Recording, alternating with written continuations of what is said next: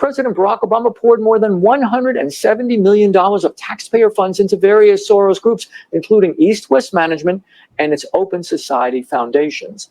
Most of the groups have pursued anti-American policies. The bulk of Soros' funds came from the U.S. Agency for International Development, known as AID. More and more bombshell information just keeps dropping about the Democrat Party and just how far down the rabbit hole they have taken our country and just how connected we have been with George Soros and his foundations, which are some of the biggest and best funded anti-American organizations in the world. And why this man has had his sights set on America and trying to disrupt it, I don't know.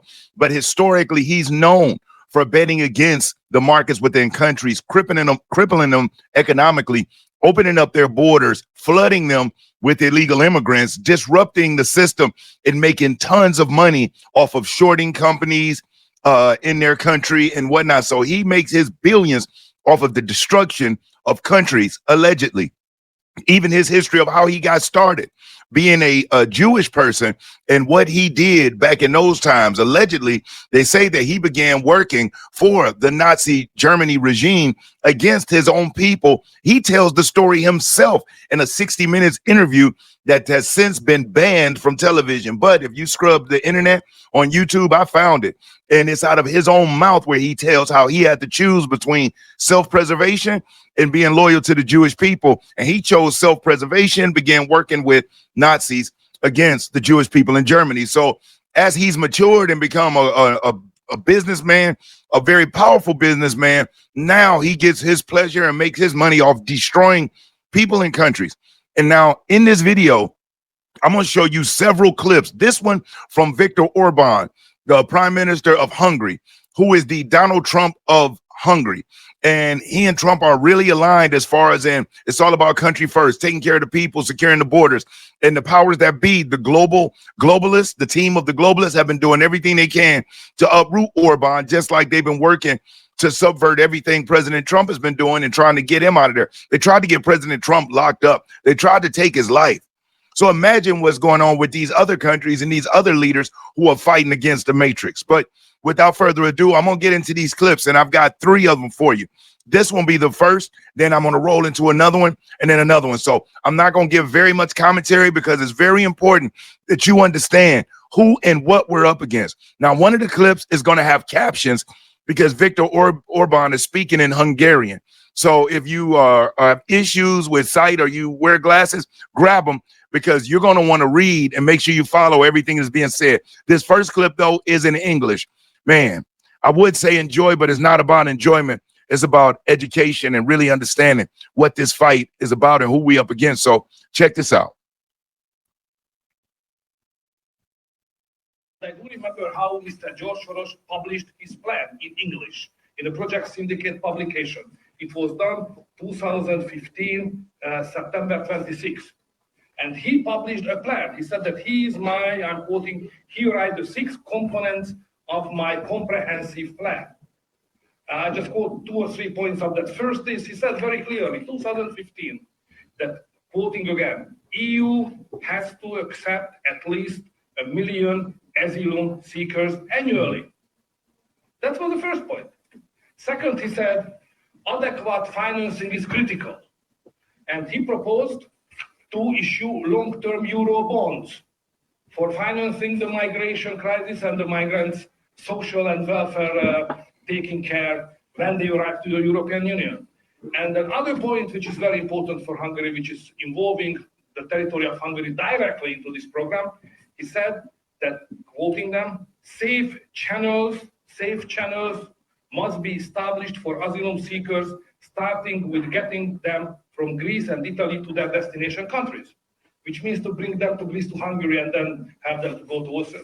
So don't forget that what we are speaking about is not an accidental stories, not a bulk of 10 years of accidental stories. It's a plan which is going on. It was written, it was published, it's known. So we are fighting again an organized gang called Empire of George Soros, and NGOs, who are just supporting everybody who is transgressing our legal system and our regulation.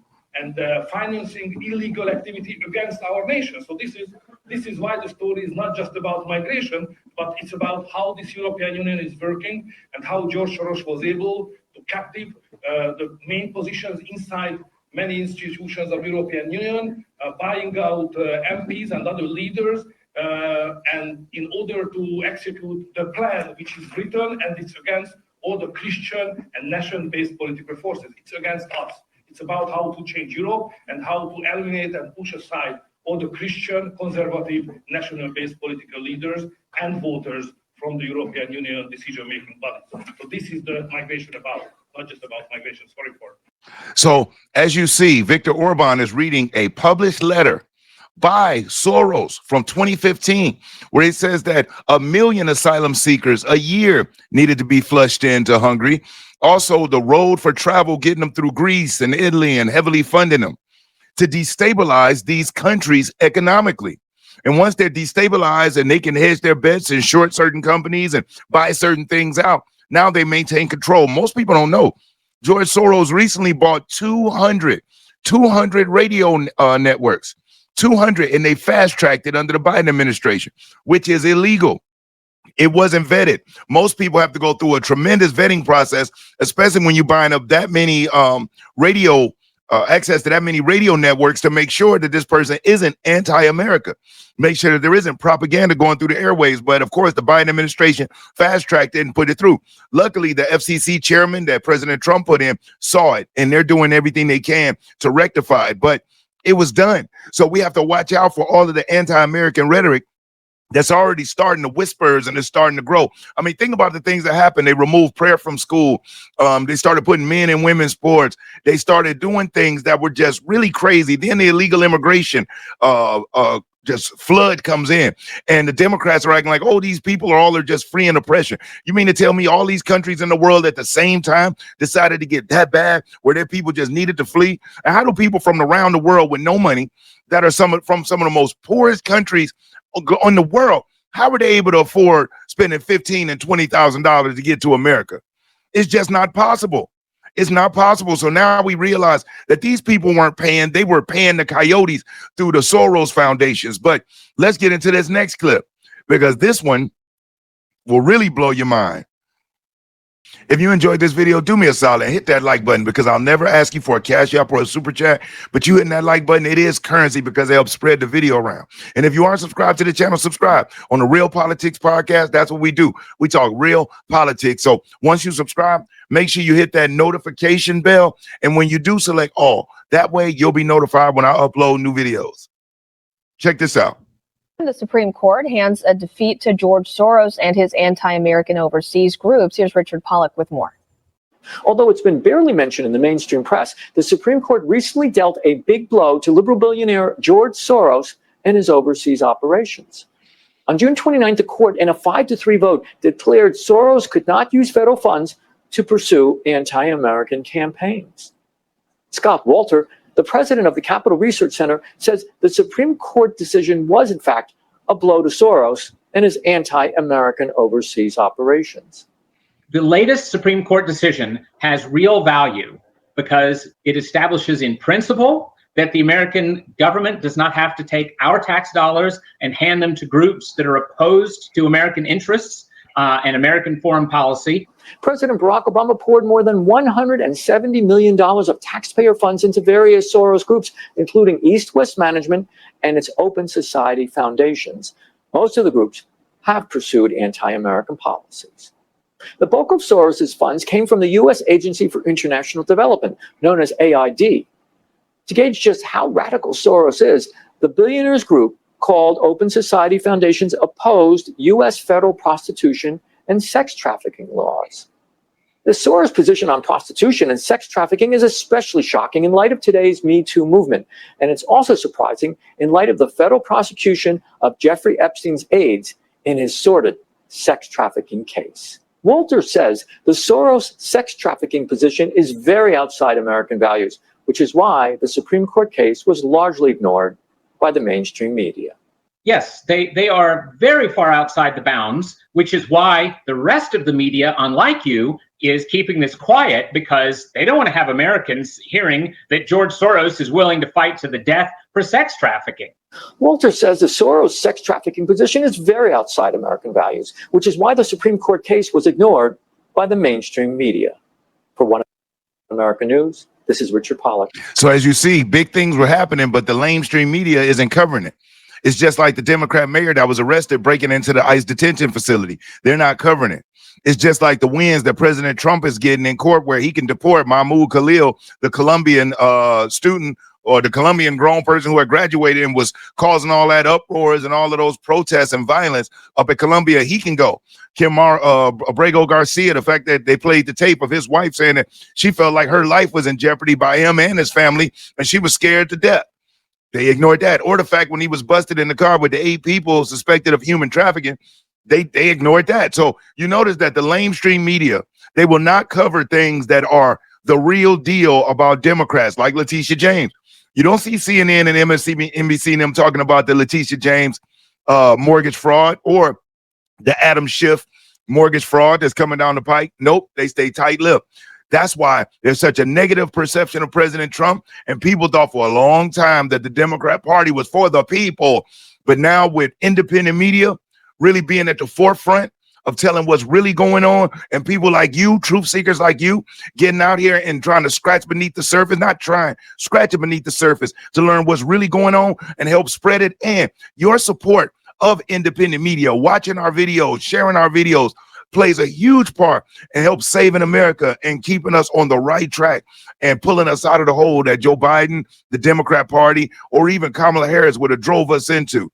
So in this last clip, Viktor Orbán is going to break down just how Soros has maneuvered his ways allegedly into these organizations and what we can do to push back. So let's take a look at this one. And right here it says Viktor Orbán states that Donald Trump's win represents a major setback for the Soros network, suggesting that 2025 will be a crucial year for Europe to diminish the influence of this network in Brussels and across the continent. So Viktor Orbán is a friend of America. So when the mainstream media tries to turn America against him, you know that means he's on the right side. And I'm beginning to realize something. Whoever the mainstream media says as an enemy is probably a friend. Whatever they say to be fact is probably fiction. And, you know, and I wish we could spread this out to more people, but let me get into this clip. Check this out. Soros meg a demokraták az lényegében egy nagy hálózat részét adják. Alapvető gazdasági érdekeik vannak, és a politikát a gazdasági érdekeik alá rendelik. Azt gondolják, hogy nekik kötelességük, joguk és küldetésük, hogy megjavítsák az emberiséget, vagyis rákényszerítsék az országokra azt, amit ők ott Washingtonból, mint demokraták helyesnek gondolnak. Ilyenkor a világot elönti a migráció és a migrációs káosz. Ilyenkor a gender őrület elszabadul. Tehát akkor a hagyományos családok jobban visszahúzódnak, ha jönnek az amerikai demokraták, mert akkor Pride lesz, szivárványos lobogó, meg transgender, meg nem váltó műtétek, meg akkor már nem férfiakból és nőkből áll a világ, hanem nem tudjuk hányfajta lényből. Tehát ez a második következmény, és nem haboznak háborúval érvényt szerezni a céljaiknak, mint ahogy tették ezt Sorosokra háborúval. Soros meg a demokraták az lényegében egy. And you see what he said? He's exactly right. Think about the things the Democrats have tried to usher in.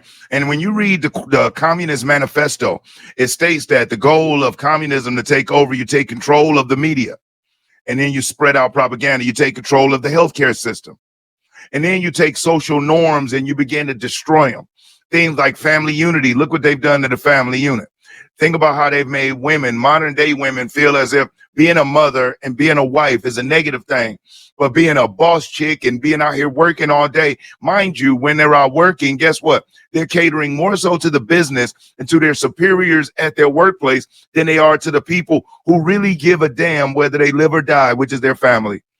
And by that happening, guess who got control of the children? The state. The government spends more time with the children than the parents do. Matter of fact, modern day parents expect the government to educate the children, which is why we have transgender story hour, which is why most young black males can't read by the time they're in the 3rd grade. Is that a mistake? No, because when a young man can't read by the 3rd grade, do you know what happens? You may or you may not, but on those tests, the California Achievement Test and all those tests, people thought it was just to rate the educational system. It is, but it's in a different way. Every young male that cannot read is not on the reading level by the 3rd grade. The studies show that the likelihood of him ended up in prison skyrockets. So when they're building out prisons, they build out prisons based on the test scores. So at the percentage of the young males that can't read by the time they're in the 3rd grade, that's how they strategize out building prisons for the future. And it is the most despicable and disgusting thing. And don't take my word for it, research it. But when you research it, remember, they're aware of what's going on the internet too. So they'll flood the internet with negative things. But if you just keep digging, you might have to go back a couple pages. How, you know, at the bottom, when you're doing the search, if you scroll down, you'll see where it's numerated 1 through 10. And you can hit the arrow, then it goes pages 11 through 20. What they'll do is they bury truth. So they'll just flood it with all types of propaganda posts and propaganda articles. But if you dig deep enough, you'll find trustworthy, credible resources to validate what I'm saying. And remember something, the lamestream media is not our friend. As a matter of fact, back in 1975, in a congressional hearing, the head of the CIA was asked, do you all have people working in media? The director said yes. And the director at that time was a man named Dick Helms. Dick Helms said yes. They asked how many and what networks. He literally stopped the hearing and said, we'd have to discuss that in private for national security. I will not let that go. Let that be out. And that was in 1975. And there were CIA members working in the modern media. Some say allegedly even Walter Cronkite was a CIA operative. I don't know. That's why I said allegedly. But it's sad. If that was what it was in 75, imagine what it is today. Matter of fact, almost every member of the lamestream media probably is a member of the alphabet community in one way or another. But if you've watched this video this far, I really do appreciate it. And just make sure we stay vigilant, we stay educated, and we keep pushing the line to make sure that we keep America first and we beat those demon rats back off the back from the podiums and keep them as far away as we possibly can from ever regaining power. If you haven't liked the video already, hit that like button for me. Subscribe to the channel. Leave a comment. Tell me what you think. Most importantly, make sure that you be safe and you stay great. I'm Brian Maxwell, and I look forward to seeing you at the top. Over and out, y'all.